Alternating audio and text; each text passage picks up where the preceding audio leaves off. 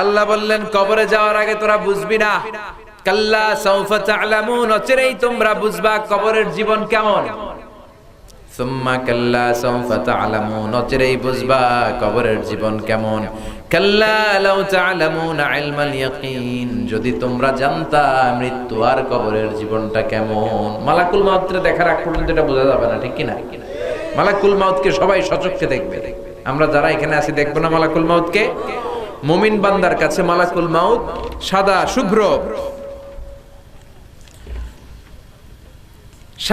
শুভ্র ধবধবে পোশাক পরে একজন যুবকের আকৃতিতে আপনাদের কাছে আসবে ইনশাআল্লাহ। পড়ে শুভ্র সাদা যুবক একজন মানুষের যত সুন্দর চেহারা হতে পারে, সুঘ্রাণ নিয়ে আপনার মাথার শিওরে বসবে, এসে বলবে ইয়া আইয়াতুহান নাফসুত তাইয়্যিবা, ইয়া আইয়াতুহান নাফসুল মুতমাইন্না, হে প্রশান্ত আত্মা বের হয়ে আসো।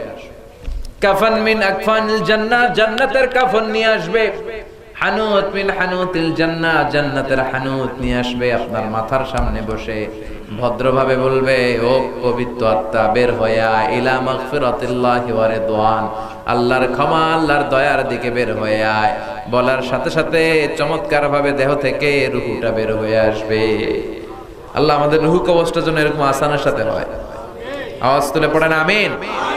আর কাফেরদের কাছেও আসে বিশ্রী একটা চেহারা নিয়ে, ভয়ঙ্কর একটা মূর্তি নিয়ে, যত দুর্গন্ধ হতে পারে সব দুর্গন্ধ নিয়ে আসে, এসেই ধমকানো শুরু করে আর বলে ইয়া আইয়াতুহান নাফসুল খাবিসা, পাপাত্তা উখরুজি ইলা গাদাবিল্লাহি ওয়া সাকাতি, আল্লাহর রাগ ক্রোধ, আল্লাহর রাগের দিকে গজবের দিকে বের হও।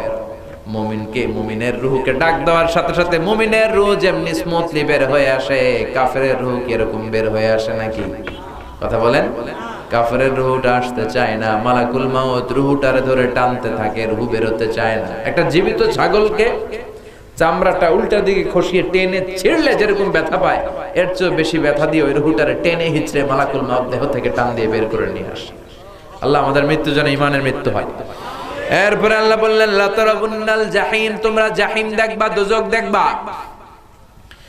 ফাআম্মা মান তাগা ওয়া আসারাল হায়াতাদ দুনিয়া ফাইন্নাল জাহিমা হিয়াল মাওয়া, যারা দুনিয়া করে তাদের জন্যই জাহিম দোজখ। দোজখের আগুনকে আল্লাহ বলেছেন নারুল্লাহ, এটা আল্লাহর আগুন। চিল্লায় বলেন তো কার আগুন? দুনিয়াতে যে আগুন দিয়ে রান্নাঘরে রান্না করা হয়, জাহান্নামের আগুন কি এই আগুন? কথা কর, এই আগুন না। জাহান্নামের আগুন এই আগুন নয়, দুনিয়ার আগুনের চেয়ে 70 গুণ বেশি তেজওয়ালা। চিল্লায় বলেন ঠিক কিনা?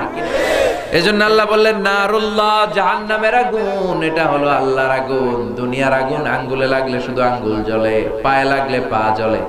জাহান্নামের আগুন দেহের যেই জায়গায় লাগুক না, সর্বপ্রথম কলিজাটা জ্বলে ছারখার হয়ে যাবে।